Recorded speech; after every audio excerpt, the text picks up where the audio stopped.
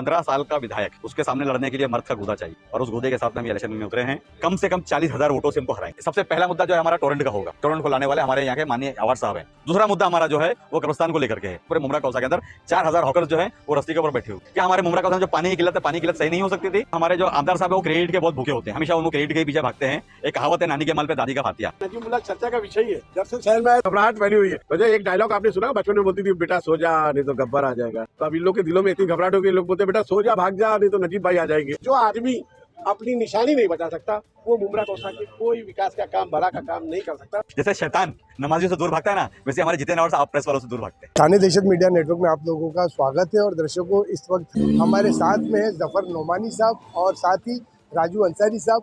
अब वो क्या कुछ कहेंगे आज फॉर्म के नामांकन को लेकर। कैसा बताया गया कि खुफिया तरीके से जनाब नजीब मुल्ला ने फॉर्म का नामांकन किया है, जबकि वो क्या कुछ कहेंगे आने वाले 28 तारीख को लेकर। जो लोगों की उम्मीद है उनसे कि 28 तारीख को गाजे बाजे के साथ वो नामांकन करेंगे। आइए चलते हैं और हम उनसे रूबरू आपके साथ अपनी बात करा। मुस्कुराहट, हमारे चेहरे पे खुशी देख रहे हैं ना आप लोग, ये खुशी की अलामत, हम लोग दिल से बहुत मुतासिर हैं। और मैं जो ये बता दूं कि जो आज नजीब भाई ने मौलाना अबुल कलाम आज़ाद स्टेडियम में जो उन्होंने पर्चा दाखिला किया है, वो एक प्रतिक्रिया होती है पार्टी की।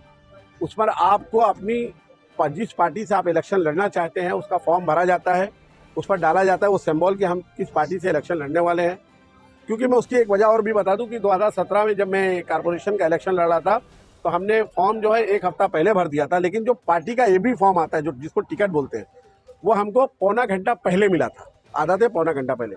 तो नजीब भाई का ऐसी कोई बात नहीं है, उन्होंने फॉर्म भरा है और AB फॉर्म इंशाअल्लाह बरोज पीर, जिसको अरबी में दोशंबा कहते हैं, मंडे कहते हैं इंग्लिश में, मंडे के रोज इंशाअल्लाह 11 बजे AB फॉर्म पार्टी के तमाम जिम्मेदारों के साथ, इंशाअल्लाह सुनील तक्करे साहब आपके शहर में तशरीफ लाने वाले, उनके साथ, और शहर के बुजुर्गों, नौजवानों, माँ और बहनों की दुआओं के साथ और अल्लाह ताला की मदद के जरिए इंशाअल्लाह मंडे के रोज AB फॉर्म भी जमा कर देंगे इंशाअल्लाह। पूरे जोशो खरोश के साथ जिस तरीके का माहौल मैं देख रहा हूँ पूरे शहर में, लोग बुला रहे हैं कि नजीब मुल्ला साहब को हमारे पास लेकर के आइए, हम उनसे मुलाकात चाहते हैं। और शहर में जो लोग रूमर फैला रहे थे, कुछ लोग जो हमेशा फिजा को ख़राब करना चाहते हैं ज़ात पात के नाम पर और हमेशा गुमराहियत की तरफ लोगों को लेके जा रहे थे, वो सारी चीज़ों शहर के लोगों ने सिर्फ एक मुद्दे पर, बाकी सारे मुद्दों को छोड़ दिया, सिर्फ एक टोरेंट के मुद्दे पर उन्होंने सारी चीज़ों को हटा दिया। और वो समझ गए हैं कि नजीब मुल्ला अगर साहब ने फॉर्म भरा है तो इंशाअल्लाह मुमरा, कौसा, कलवा और विटावा में इंशाअल्लाह ज़रूर बदलाव आएगा इंशाअल्लाह। महाराष्ट्र के CM साहब आ रहे हैं यहाँ पर, तो बड़ी अच्छी बात है और ये खुशनसीबी है हमारी, क्योंकि CM सबका होता है, CM किसी एक पार्टी का नहीं होता, वो भले पार्टी का हो, लेकिन वो जब CM बन जाता है तो तमाम पार्टियों का रहता है। और हमारे साथ अगर CM साहब की ताकत जुड़ेगी तो बहुत अच्छी बात है, ये हमारे शहर के लिए खुशनसीबी है। इलेक्शन में कोई ना कोई पार्टी तो हमारे सामने खड़ी रहेगी। और सबसे बड़ी बात यह है कि एक 15 साल का विधायक, 15 साल से वो यहाँ पर काबिज है और 15 साल से वो बड़े मार्जिन से जीतता आया। पहला इलेक्शन 15,000 वोट से जीतना, दूसरा 48,000 वोट से जीतना और तीसरा इलेक्शन 78,000 वोट से जीतना। उसके सामने लड़ने के लिए मर्द का गूदा चाहिए और उस गूदे के साथ में हम इलेक्शन में उतरे हैं और उम्मीद है कि पछाड़ के उतरेंगे। उनका कहना है कि हम 1 लाख वोट से जीतेंगे इस बार, आप क्या कहेंगे, आप कितने लाख वोट से? आप भी यहीं मुमरा में रहते हैं और हम भी यहीं मुमरा में रहते हैं। आप देख लीजिएगा इंशाल्लाह जब 23 तारीख को पेटी खुलेगी तो हमें ये उम्मीद है कि हम कम से कम 40,000 वोटों से उनको हराएंगे इंशाल्लाह। और उसी वजह यह है कि मुमरा और कलवा के जो लोग हैं, चाहे वो हमारे हिंदू भाई हों, चाहे वो हमारे आगरी भाई हों, चाहे वो हमारे कोली भाई हों, चाहे वो हमारे मुस्लिम भाई हों, चाहे वो हमारे कोकनी भाई हों, हर लोगों ने इस बहदूपिये को पहचान लिया है। मैं अपने हर मेरे भाषण के अंदर मैंने कई मुद्दों के ऊपर बात की है। जैसे कल ये इन्होंने मेरे तासुरात लिए थे, इन्होंने भी मेरे तासुरात लिए। फिर मैं दोबारा बोले तो थोड़ा लंबा हो जाएगा, मैं आपको फिर भी हमारे मुद्दों के बारे में बता देता हूँ। मैं ऐसा है कि सबसे पहला मुद्दा जो है हमारा टोरेंट का होगा। आपको मालूम है कि टोरेंट का सिग्नेचर 20 फरवरी 2020 को हुआ था। सरकार किसकी थी? MVA की सरकार थी। उद्धव ठाकरे साहब CM थे और यही माननीय श्री जितेंद्र आवाड साहब हाउसिंग एंड डेवलपमेंट मिनिस्टर थे। आपको दूसरी बात बता दूं कि टोरेंट ने जब यहाँ पर टेंडर भरा तो उसने इलेक्ट्रल बॉन्ड के जरिए 25 करोड़ रुपया NCP शरद पवार को दिया। क्यों दिया? इसीलिए दिया कि उनको टेंडर लगना चाहिए था। तीसरी चीज, उस टोरेंट के अंदर जितने लोग काम कर रहे हैं मेंटेनेंस का, बिल बांटने का, जितने लोगों ने टेंडर भरा है वो किसके लोग भर रहे हैं? सब जितेंद्र अवार्ड साहब के लोग भर रहे हैं। ये पूरे मुमरा कौसा के अंदर जग जाहिर है कि टोरेंट को लाने वाले हमारे यहाँ के माननीय अवार्ड साहब हैं। मैं ये आपको नहीं कहता हूँ मैं टोरेंट को खत्म करा दूंगा, मगर इंशाल्लाह हम ये कोशिश जरूर करेंगे, क्योंकि हमने विधि सलाहकार से बात की है, हमने कैबिनेट के अंदर बात की है कि अगर हो सके, क्योंकि मुमरा कलवा जो है गरीब इलाका है, तो हमें यहाँ पर लोगों को कम से कम 100 यूनिट जो है वो फ्री मिलना चाहिए। उसके लिए हम सब्सिडी मांगे हैं। दूसरा मुद्दा हमारा जो है वो कब्रिस्तान को लेकर के है। आपने देखा है किस तरीके से कब्रिस्तान के साथ में खिलवाड़ किया गया। आज वो कब्रिस्तान जो है हमारे ये सामने ही जमीन है हमारी, इसी जमीन के ऊपर सर्वे नंबर 107 पर हमारा कब्रिस्तान हमने मंजूर करवाया था, और ये मंजूर हमारे नजीब मुल्ला साहब ने करवाया था। मैं आपको उस वक्त का भी वाकया सुना दूं मैं कि जब हम लोग सुनील मित्तल साहब के मित्तल चैम्बर में गए थे, तो उसने कहा था अगर आप जितेंद्र अवार्ड साहब को लाओगे तो मैं मीटिंग नहीं करूंगा। तब मैं गया था उनके साथ में ऊपर, और नजीब मुल्ला साहब ने बैठ करके उन्होंने कन्विंस किया, तो हमने जमीन की मांगनी की थी। मगर बाद में इनके दिल में लालच आया, क्योंकि यहाँ के स्थानीय आमदार थे, उस लालच के बदल में बिल्डरों को फायदा पहुंचाने के लिए जमीन का हेरफेर किया, और हमारा स्लॉटर हाउस खा करके स्लॉटर हाउस की जमीन के ऊपर उन्होंने कब्रिस्तान किया। ये दूसरा मुद्दा है हमारा। तीसरा मुद्दा हमारे मुमरा कौसा के अंदर आप देख रहे हैं कि पूरे मुमरा कौसा के अंदर 4000 हॉकर्स जो है वो रस्ते के ऊपर बैठे हुए हैं।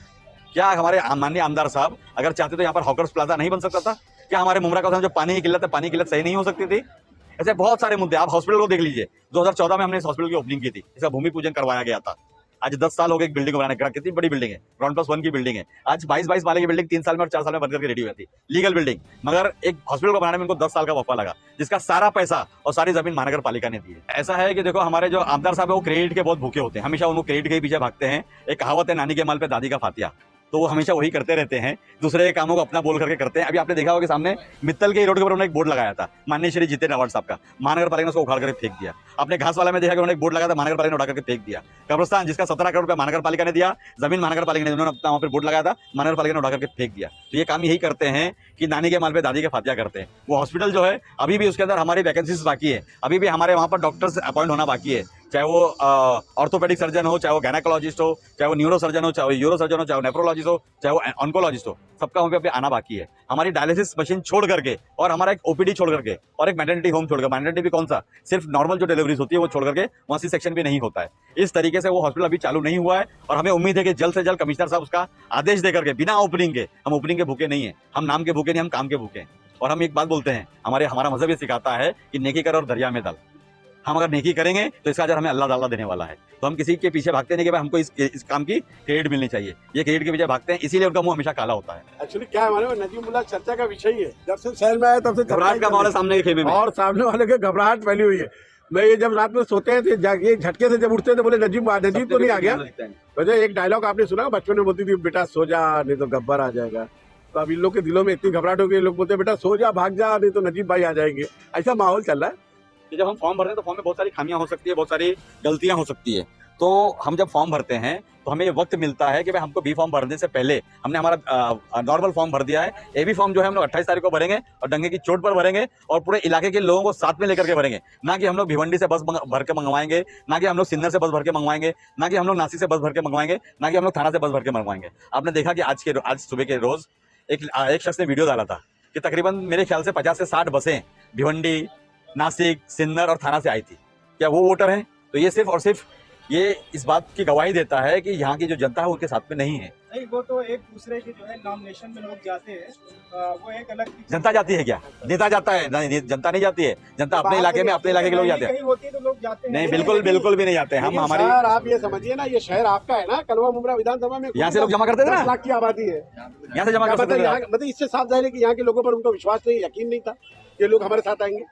इससे साफ समझ लीजिए ना, जब वो अभी तो ये समझ लिया कि ये लोग हमारे साथ में नहीं है, तो जो आदमी अपनी निशानी नहीं बचा सकता वो मुमरा कौसा के कोई विकास का काम, भला का काम नहीं कर सकता। पहले उनको बोलिए कि अपनी निशानी बचावे जाए। एक चीज और बोलना चाहूंगा मैं, कल एक ऑडियो क्लिप वायरल हुई थी, शायद आप लोगों ने भी सुना होगा उसको।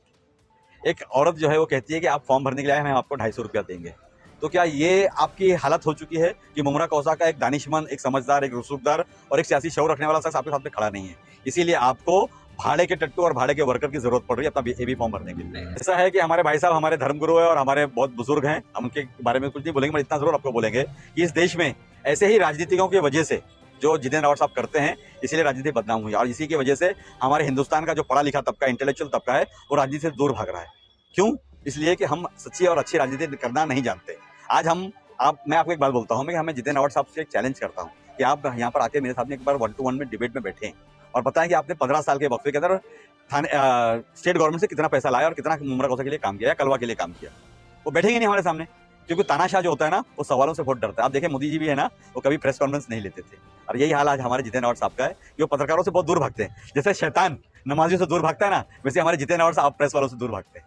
तो जैसे कि दर्शकों आपने देखा जफर नोमानी साहब ने और राजू अंसारी साहब ने किस तरीके से जानकारी दी, किस तरीके से नामांकन भरा जाएगा और किस तरीके से वो लोग यहाँ से निकलेंगे पार्टी ऑफिस से अबुल कलाम आज़ाद ग्राउंड तक के। तो आप इसी तरीके से हमारी तमाम अपडेट्स को देखने के लिए आप हमें लाइक करें, कमेंट्स करें, शेयर करें और ज़्यादा से ज़्यादा सब्सक्राइब करें। ये थी ठाणे दहशत मीडिया नेटवर्क की खास रिपोर्ट। आवाज़ आपकी, खबर हमारी। जय हिंद, जय महाराष्ट्र। हमारे न्यूज़ चैनल्स को सब्सक्राइब करें, लाइक करें, कमेंट्स करें, शेयर करें और घंटी का बटन प्रेस करें ताकि आने वाली हर वीडियो और अपडेट्स की नोटिफिकेशन आप सभी को मिलती रहे। जय हिंद, जय महाराष्ट्र।